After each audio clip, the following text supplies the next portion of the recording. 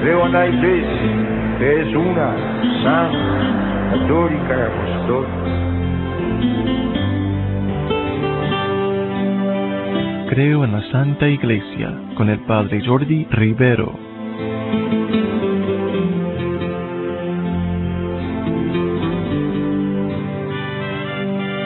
Estamos estudiando sobre la Iglesia Católica porque queremos ser más fieles al Señor.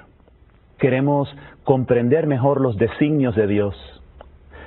Y en el programa pasado hablábamos que la Iglesia tiene 4 marcas que la identifican. La Iglesia es una, santa, católica y apostólica. Dios quiso que su Iglesia pudiera ser reconocida. Cuando miramos en el mundo tantas cosas, tantas ideas que reclaman ser auténticas, tenemos que tener una forma de conocer dónde está la Iglesia de Cristo. Así hablaba de que es como una marca que se le pone a un animal para que se sepa cuál es su propietario. Pero realmente yo creo que el Señor me tenía molesto con esa analogía, como que me decía, es una imagen muy pobre para mi iglesia es mucho más que eso. Y pues vamos a usar entonces la misma imagen que nos da Jesús y que nos da San Pablo, es la de esposa. La esposa que manifiesta características especiales, únicas, que la designan como esposa de Jesús. Y así hemos de ver la Iglesia como una, santa, católica y apostólica. Recuerda que las marcas nos manifiestan realidades esenciales de la Iglesia, que siempre han estado y que siempre tienen que estar. No depende la Iglesia de que tenga muchos santos para ser santa, porque su santidad viene de Dios. La Iglesia sigue siendo una, aunque hayan riñas y divisiones, porque la unidad es en Cristo, es esa capacidad que tiene Dios para hacernos uno. Ya cómo la aprovechamos o no, eso es ya otra cosa. Recuerden la oración de Jesús, que sean uno, como tú y yo, Padre, somos uno. O sea, la Iglesia manifiesta una unidad que es la unidad de la Trinidad, pero nosotros hemos de ser signo para el mundo de esto. Hoy vamos a ver la 4ª marca que se nos quedó la vez pasada. La Iglesia es apostólica. ¿Qué quiere decir? Que está edificada sobre los apóstoles, aquellos 12 hombres que Jesucristo escogió. Es diferente la palabra discípulo que apóstol. Discípulo quiere decir un aprendiz. Los apóstoles también eran aprendices. Pero la palabra apóstol designa algo aún más. Quiere decir el enviado de Dios. Habían muchos discípulos, pero solamente 12 fueron escogidos para ser apóstoles, y sobre ellos se fundamenta la Iglesia. También quiere decir esta palabra apostólica que la Iglesia guarda y transmite esas enseñanzas. Ese es el carisma que Dios le ha dado. ¿Ustedes alguna vez han jugado un juego que se llama Noticia? Se trata de que se ponen muchas personas en un cuarto, como en un círculo, y se van pasando un mensaje en el círculo, y nadie lo oye, es en secreto, se lo van susurrando uno al otro, y cuando el mensaje da la vuelta a todo el círculo, entonces se vuelve se descubre cuál es el mensaje y cuál fue el mensaje original, y se ve que son 2 mensajes completamente diferentes, porque a través del pasar de boca en boca se fue cambiando tremendamente el mensaje. Si no lo han hecho, trátenlo algún día en su grupo. Este juego de noticia, ir pasando la noticia y después ver cómo se corrompe y se cambia a través del pasar. Si la Iglesia, si el mensaje de Cristo dependiera meramente en los hombres, ¿qué hubiera pasado después de 2000 años? Todo lo que dijo Jesús se hubiera corrompido, se hubiera todo cambiado. Podríamos decir, sí, pero tenemos la Biblia. Recordemos que la Biblia fue escrita tiempo después de Jesucristo. Pasaron muchos años que solamente teníamos la tradición oral. Y así todo, ¿cómo podríamos interpretar la Biblia? Cada uno la vería de alguna manera. Cuando se lee Juan 6, algunos entienden ahí que está hablándonos de la Eucaristía, que está Cristo realmente presente. Para otros leen el mismo Evangelio, el mismo capítulo 6 de Juan, y no encuentran la Eucaristía. ¿Cuál es la diferencia? Pues los que tienen el contexto de iglesia pueden entender el significado original. O sea, la iglesia tiene el don dado por Dios de enseñar, de guardar, de preservar el mensaje intacto, que no es solamente algo escrito en páginas, es un mensaje vivo, la palabra está viva, es algo poderoso, es algo vital, se escribe en papel, pero la palabra de Dios es viva, está viva por el Espíritu Santo y se comunica intacta en la iglesia. O sea, se guarda y se enseña y se transmite a través de la iglesia ese mensaje de los apóstoles. Por eso es apostólica, viene de los apóstoles. Y también se llama apostólica porque los que la pastorean hoy en día son sucesores de los apóstoles. Esto se llama sucesión apostólica. Los apóstoles, antes de morir, impusieron las manos sobre otros hombres y les comunicaron este don que Dios les había dado. Porque Jesús no fundó una iglesia para una generación. Él dijo, yo estaré con ustedes hasta el fin del mundo, hasta el final. Entonces, los obispos, los pastores de la iglesia, el Papa, vienen de una sucesión apostólica que ha ido ocurriendo a través de todos los 2000 años, y eso se puede documentar históricamente. ¿Cuál fue el primer papa? Después Lino, Clemente, etcétera. Todos los papas en esa sucesión, y igual con todos los obispos. Vamos ahora un momentito a darnos cuenta de que todos somos fieles cristianos, no solamente los apóstoles y sus sucesores. Todos los bautizados tienen la misma dignidad. Todos somos fieles cristianos. Todos somos igualmente hijos de Dios, hermanos de Cristo. Y esta es la igualdad esencial que hay en la iglesia. En esto todos somos iguales. Todos somos igualmente miembros de la iglesia. Pero vemos que San Pablo le dice a los Corintios en su primera carta, capítulo 12, versículo 12, pues del mismo modo que el cuerpo es uno, aunque tiene muchos miembros, así también Cristo, porque por un solo espíritu hemos sido todos bautizados, para no formar más que un cuerpo. O sea, todos formamos un cuerpo.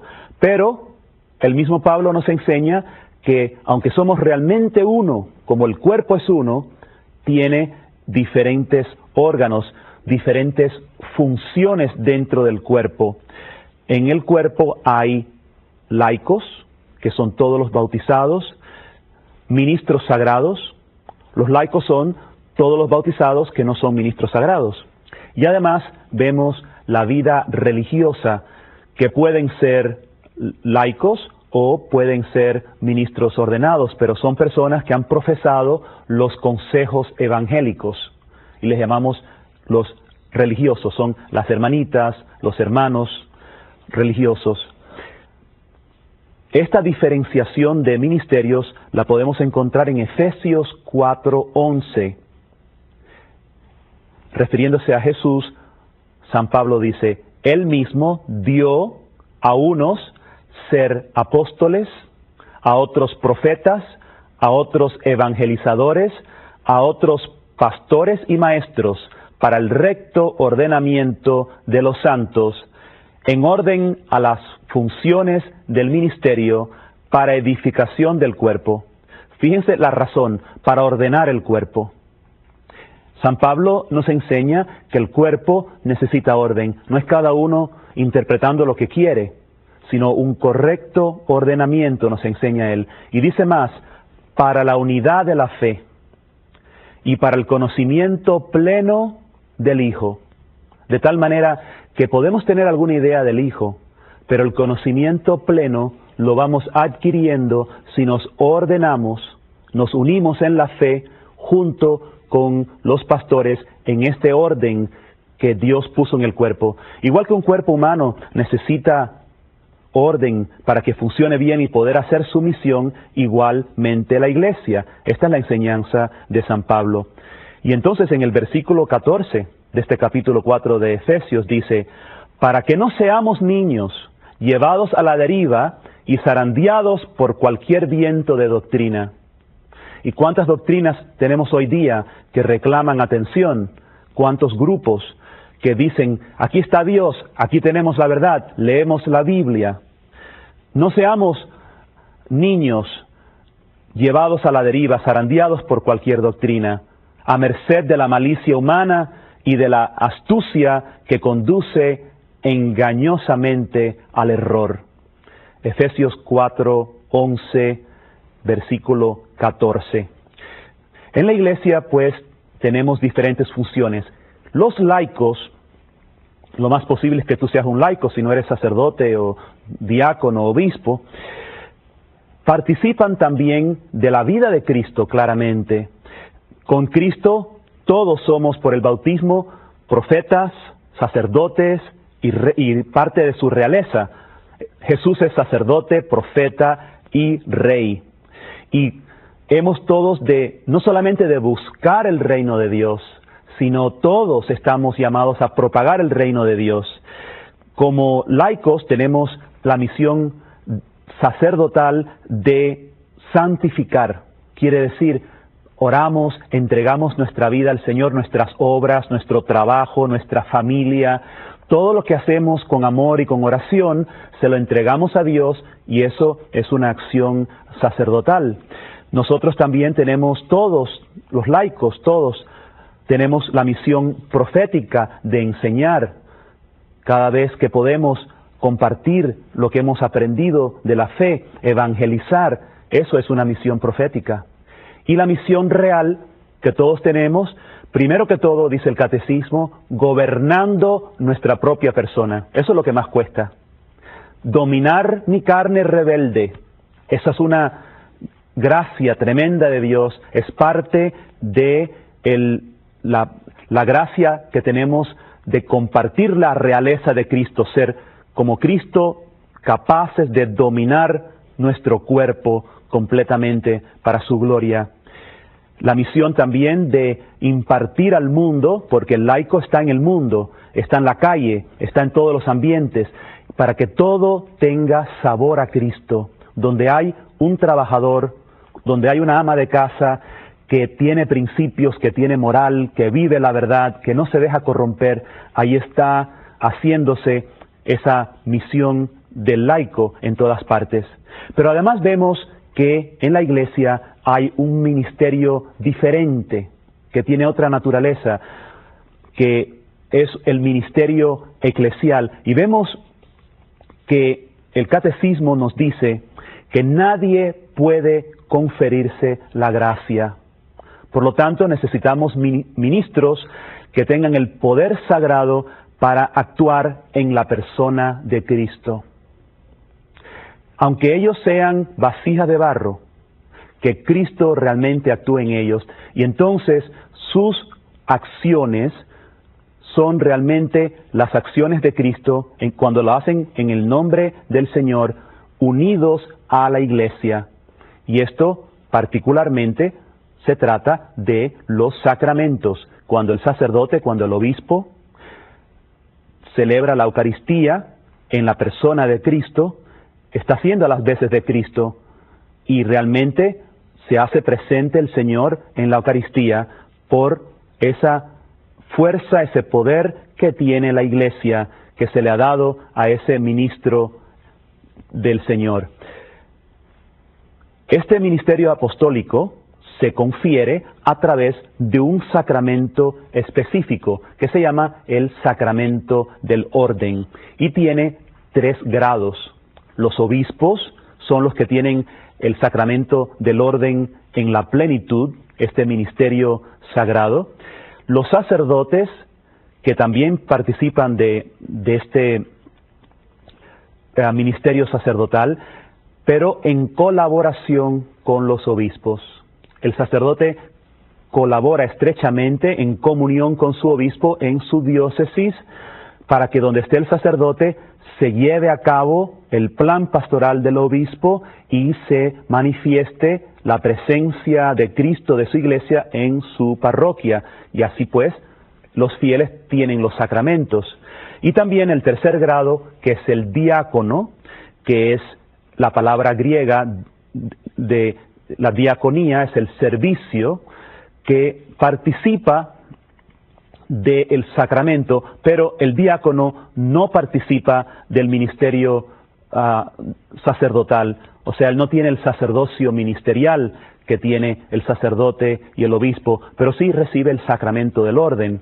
Y la función de ellos es, pues, colaboran en las funciones sagradas, en el servicio sobre todo. El diácono hoy día puede ser un hombre casado y participa de muchas funciones en la iglesia. Pueden bautizar, pueden estar presentes en la celebración del matrimonio también. Y como les digo, sobre todo es el servicio que se hace en la iglesia. Recordamos que la fundación de los diáconos la encuentran en Hechos capítulo 6, cuando los sacerdotes, los obispos, quieren reservarse para la palabra de Dios, para hacer su ministerio sagrado, quisieron escoger algunos hombres que se cuiden del servicio de las mesas. La jerarquía, esta palabra quiere decir principio de autoridad sagrada. Viene de 2 palabras, jeros, que significa sagrado, y arge, principio. ¿Por qué hay jerarquía en la iglesia? Por la razón podemos entender su necesidad. Es una realidad humana que todo organismo necesita un orden. Ya lo vimos que está en las Escrituras, San Pablo lo menciona. Necesitamos organización para distribuir funciones, para una convivencia, necesitamos leyes, necesitamos unidad para no caer en anarquía. Si imaginan un país sin orden, sin gobierno, pues caería todo en un caos. Jesús es divino y humano. Él es Dios que tomó naturaleza humana. La iglesia tiene dones divinos y es también un esfuerzo humano. Tiene esa dimensión humana que tiene que organizarse, vivir en el mundo, no siendo del mundo, pero manifestándose en el mundo con orden para la gloria de Dios, para santidad. Los pastores, los obispos son, como decíamos, sucesores de los apóstoles. El Papa es el sucesor de Pedro. Él es el que tiene la autoridad suprema en toda la iglesia. Ellos tienen una misión especial de enseñar en el nombre de Cristo, santificar a través de los sacramentos y gobernar con la potestad que Dios les ha dado para su diócesis, esa parte de la viña del Señor que Dios le ha dado al obispo, que le viene a través, el Papa fue el que lo designa para esa diócesis, pero una vez designado, él es el representante directo de Dios. Como obispo, él directamente representa a Jesucristo en esa diócesis. Y por eso nosotros debemos de tener amor, obediencia a nuestros obispos y rezar por ellos, porque son seres humanos. Y aunque están protegidos por Dios en cuanto a la enseñanza, a la doctrina, mientras que se mantengan unidos al Papa, van bien, pero como seres humanos, para hacer su pastoral, para hacer su misión, necesitan nuestras oraciones para que lo hagan como Dios lo quiere. Vamos a ver ahora algunos fundamentos bíblicos de esta misión apostólica. Mateo 28, del 18 al 20. Esto ocurrió poco antes de la ascensión de Jesús al cielo. Le dice solamente a los apóstoles que estaban con él: se me ha dado todo poder en el cielo y en la tierra. Y entonces les dice: id pues y enseñad a todas las gentes, bautizándolas en el nombre del Padre y del Hijo y del Espíritu Santo, enseñándoles a guardar todo lo que os he mandado. Y sabed que estoy con vosotros todos los días hasta el fin del mundo. Cuando Jesucristo dice estoy con vosotros, a los apóstoles, es evidente, se va a ir ahora con la ascensión al cielo. Entonces, ¿cómo va a estar con ellos hasta el fin del mundo? Quiere decir que va a estar con ellos y con sus sucesores. Está claro lo que Jesús quiere decir. Y fíjense cómo habla de enseñar, y lo dice 2 veces, la importancia de la enseñanza. Y se recuerdan que hablábamos que Jesús dice: yo soy el camino, la verdad y la vida. Y ahora le dice a los apóstoles: ir a enseñar esa verdad que soy yo. Yo estaré con ustedes siempre en ese camino. Y vayan e impartan esa vida, que es el bautismo. O sea, Cristo va a estar presente con los apóstoles, haciendo esa misión de que Él, Jesús, se haga presente. Vamos a ver ahora Mateo 18, 18. Yo os aseguro, todo lo que atéis en la tierra quedará atado en el cielo. Todo lo que desatéis en la tierra quedará desatado en el cielo. Poder, autoridad, lo que ellos hagan en la tierra será hecho en el cielo. Es tremendo poder.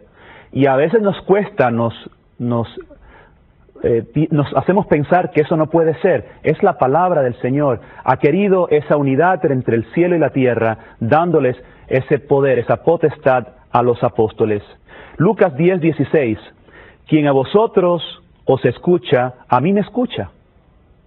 Y quien a vosotros os rechaza, a mí me rechaza.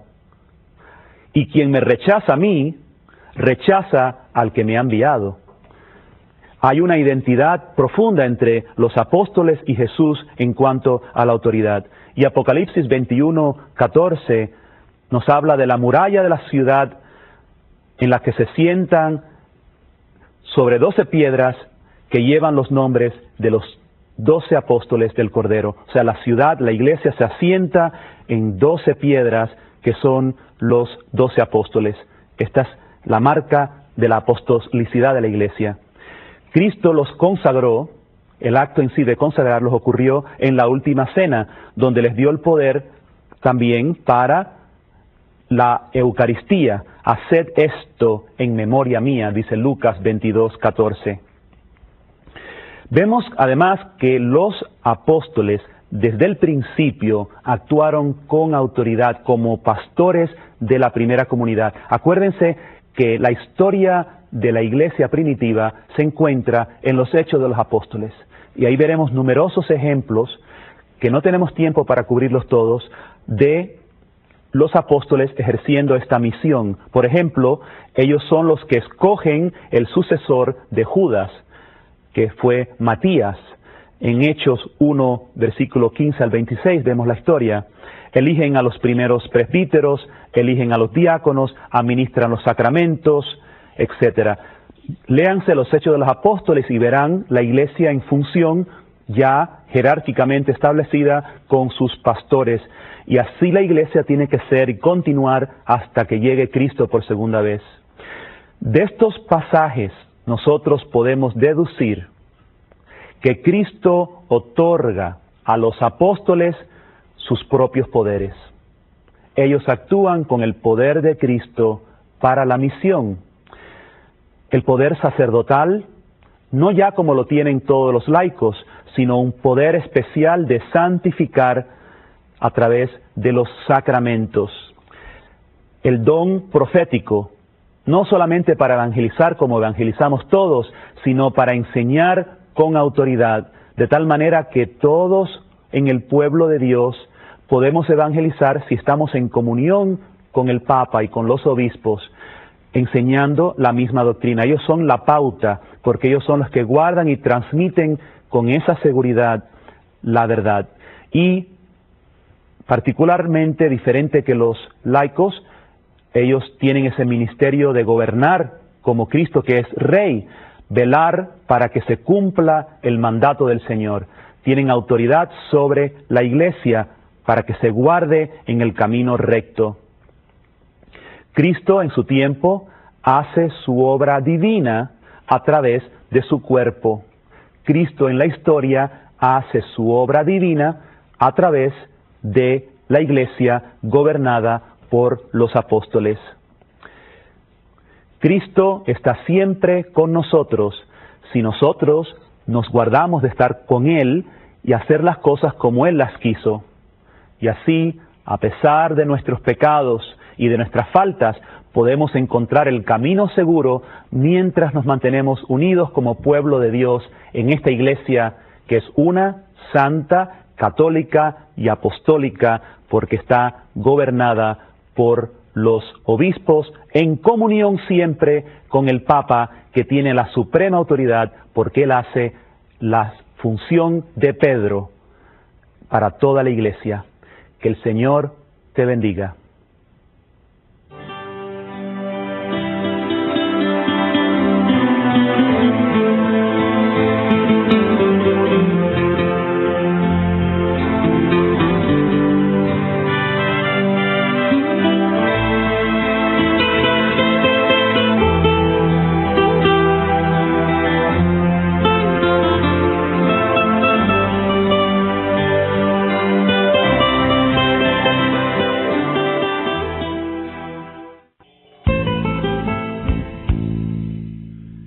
Dios mío, te amo con todo mi corazón, con toda mi alma, con todas mis fuerzas y sobre todas las cosas, por ser infinitamente bueno e infinitamente amable, y a mi prójimo como a mí mismo, por tu amor.